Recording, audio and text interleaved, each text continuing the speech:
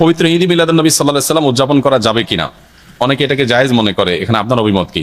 দেখুন, আমি অভিমত না দিয়ে কয়েকটা প্রশ্ন রাখবো, অর্থাৎ প্রশ্নের উত্তরে আবার প্রশ্ন, পাল্টা প্রশ্ন আমি ছুড়ে দিতে চাই, বিশেষ করে যাদের এটা নিয়ে সত্যিই জানার আগ্রহ আছে। অনেকে তো প্রশ্ন লেখেন জানার জন্য না, প্রশ্ন লেখেন হলো ওনার পক্ষের মতটা বের করে আনার জন্য। আমি বলতে চাই যে সাধারণত আমরা সাধারণ মানুষরা যে হুজুরের ভক্ত, আমরা তার কথা শুনি।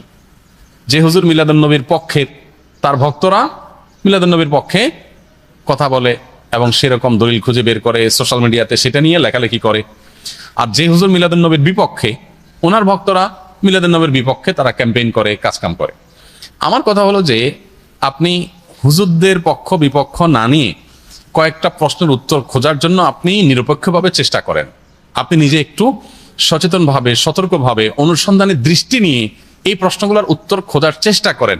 আপনি শুধু উত্তর খোঁজার যদি সিরিয়াস চেষ্টা শুরু করে দেন এবং নিরপেক্ষভাবে চেষ্টা করেন, আমার বিশ্বাস যে আপনাকে আল্লাহ তাআলা হেদায়েত এবং সঠিক পথ যেটাই সেটা আল্লাহ তাআলা আপনাকে দেখিয়ে দিবেন। শর্ত হলো আপনি আগে গিয়ারটা নিউট্রালে এনে তারপরে খুঁজতে হবে। আমরা যারা গাড়ি চালাতে জানি তারা জানি যে গিয়ার, আপনার ম্যানুয়াল গিয়ার সাধারণত গাড়ি, এটা আপনার নিউট্রালে থাকার পর স্টার্ট দিলে গাড়ি স্টার্ট হবে। গিয়ার একটা দিয়ে রেখে দিয়েছেন আগে, এরপর আপনি স্টার্ট দিচ্ছেন, তাহলে গাড়ি কি হবে না? স্টার্ট হবে না, গাড়ি দৌড় দিবে, লাফ দিবে। সেটা সঠিক